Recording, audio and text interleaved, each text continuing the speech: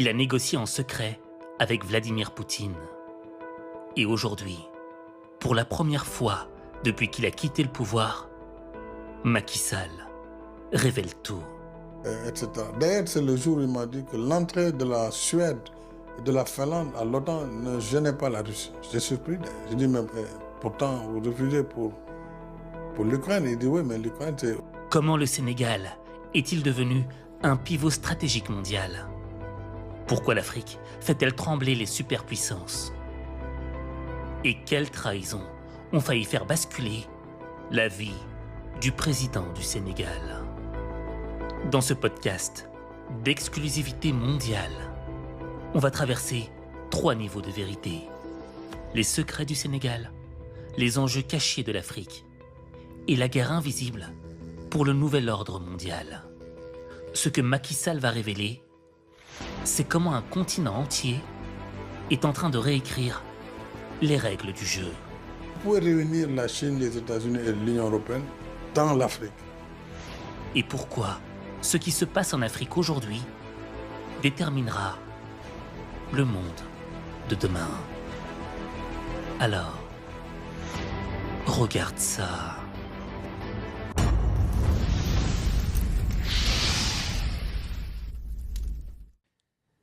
Bonjour. Aujourd'hui, dans ce podcast H5 Motivation, je reçois un invité exceptionnel. Votre Excellence, Président Macky Sall, comment allez-vous?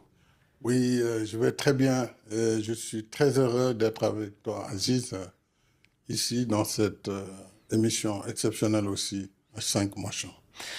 Je vous remercie, Monsieur le Président. Et aujourd'hui, si on vous reçoit, c'est parce que vous avez publié un ouvrage, L'Afrique au cœur, que j'ai eu l'immense honneur de lire en avant-première.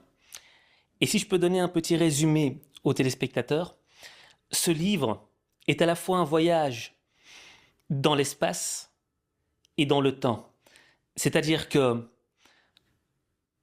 dans un premier temps, on voyage à travers votre vie avant d'être président, votre vie lorsque vous êtes devenu président, et même lorsque vous racontez cette histoire où vous avez été à la présidence du Sénégal, on a l'impression d'être dans votre peau et de vivre les mêmes enjeux que vous. Et là, on se dit, mais qu'est-ce que j'aurais fait à sa place?